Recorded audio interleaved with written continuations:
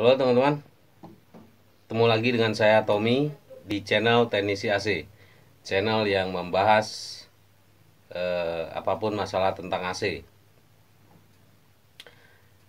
Di video kali ini gue akan membuat simulasi manfaat vakum ya, vakum pada AC. Nah, gue udah ciptain alat sederhana dari botol. Ini ada drat untuk apa? Masukin manifold nanti ya, manifold untuk vakum. Botol ini kita ibaratkan sebuah kompresor AC atau instalasi AC ya. Nih, instalasi AC pipa AC. Yang namanya pipa itu ada bolong ya, bolong. Jika bolong artinya dia ada ruang ya, ruang di dalamnya. Nah, kalau ada ruang artinya itu ada volume udara yang menempati di dalamnya ya. Nah, disinilah fungsi vakum itu. Pada saat ini pipa sudah terkonek ke indoor dan outdoor, artinya ada udara yang terjebak di dalamnya ya. Udara terjebak di dalamnya. Nah, itu kita wajib vakum ya, vakum dengan alat vakum AC. Kita wajib vakum untuk mengeluarkan. Jadi alat ini mengeluarkan vakum itu menyedot udara, residu, kotoran, uap air yang ada yang terjebak di dalam pipa itu kita sedot agar si freon ini pure ya, tanpa bercampur dengan udara, air, uap air ya. Kenapa unit AC sekarang itu wajib divakum? Ya lagi saya tekankan, saya jelaskan bahwa AC sekarang sudah menggunakan jenis freon R32, R40 bukan R22 lagi. Dimana R32 dan R40 ini adalah jenis freon hidrokarbon ya, menggunakan oli sintetis ya. Jadi oli ini tidak toleransi. Ini oli R32 ini. Oli R32 ini tidak toleransi terhadap air ya. Jadi jika dia bercampur dengan uap air atau air, maka si olinya akan berubah jadi kayak jelly gitu. Jadi dia akan merusak kompresor sehingga kompresor nggak jadi awet ya. Nah, nanti dengan alat ini kita kalau misalkan kalau gua jelasin di unit AC tentang masalah vakum, nanti teman-teman nggak bisa ngelihat ya, nggak bisa ngelihat karena pipanya. Nah, gue bikin dalam bentuk sederhana ya, sederhana dengan apa, botol ini anggap aja instalasi ya atau kompresor ya, yang ada ruangan, yang ada udara kejebaknya. Nah, ini nanti kita vakum di sini. Nah, melalui botol ini juga nanti gue bikin simulasi air. Ini air yang terjebak, anggap air yang terjebak di dalam instalasi ini akan gue campur dengan oli ini R32 ya, oli sintetis ini. Gimana nanti reaksinya? Jadi kelihatan ya kalau di botol ini karena dia transparan, kelihatan. Nah, nanti di sini juga akan kita vakum. Pada saat kita vakum, di situ teman-teman juga bisa ngelihat di mana fase air ini akan berubah jadi uap air. Uap air di sini kelihatan ya pada saat nanti kita vakum. Jadi alat ini sederhana. Ini untuk simulasi biar teman-teman bisa tahu.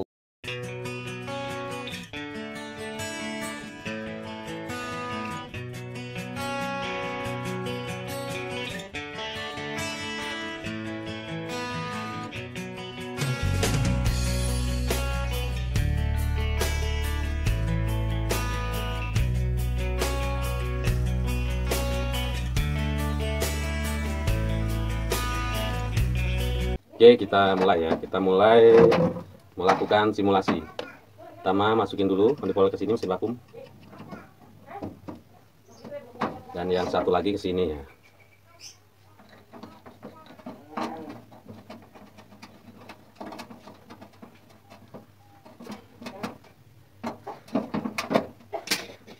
Kita nyalain vakumnya.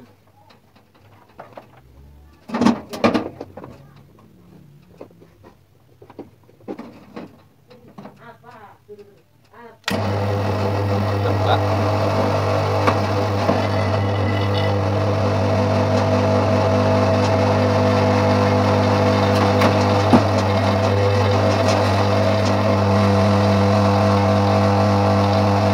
Kelihatan teman-teman? Kelihatan nggak? Airnya bergerak-gerak. Ini fase merubah jadi uap air ya.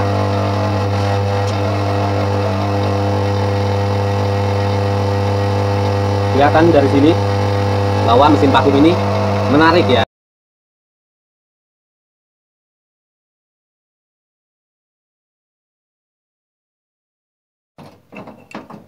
Nah, botol ini sama, kita ibaratkan ini kompresor ya, kompresor AC. Nah, ini oli R32 kita campur. Gimana reaksinya jika oli R32 ini tercampur dengan air ya, bercampur dengan air.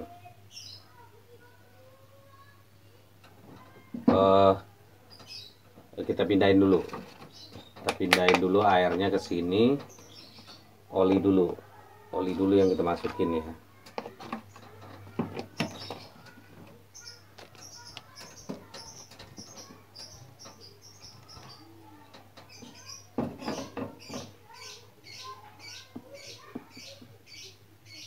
Nah, olinya warna bening ya.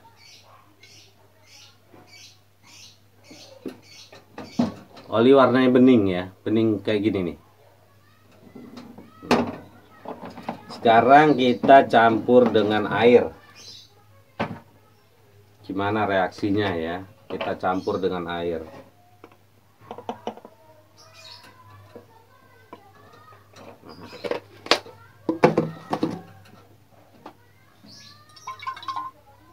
Nah, lihat teman-teman. Warnanya langsung berubah ya, warnanya langsung berubah. Dan si apa namanya? Si oli ini membentuk gelembung-gelembung ya, gelembung-gelembung karena dia karena si oli ini tidak toleransi terhadap air ya. Senyawanya itu beda dan ini mulai berubah jadi putih. Ini baru ya, baru kita campur. Bayangkan jika ini sudah berlangsung selama bertahun-tahun ya, 3 bulan atau 1 tahun. Bayangin, warna ini, oli ini akan berubah jadi kayak jelly, ya. Ini aja udah berubah jadi putih ya.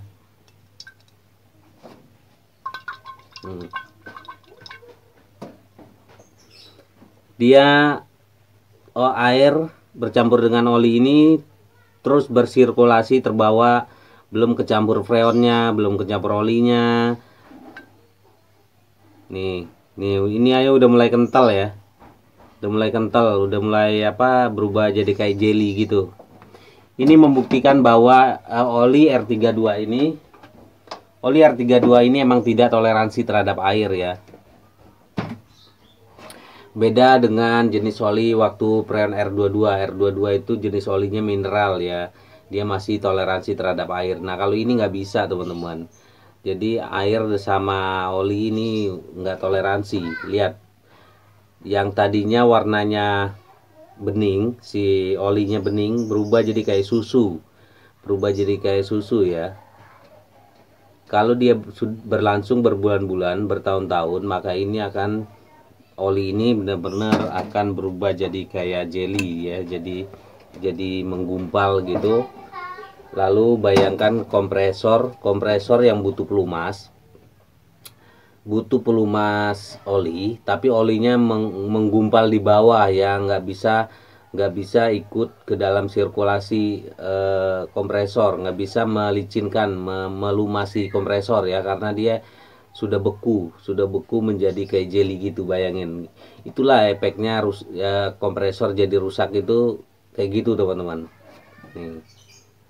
Ini aja udah berubah jadi kayak susu kental.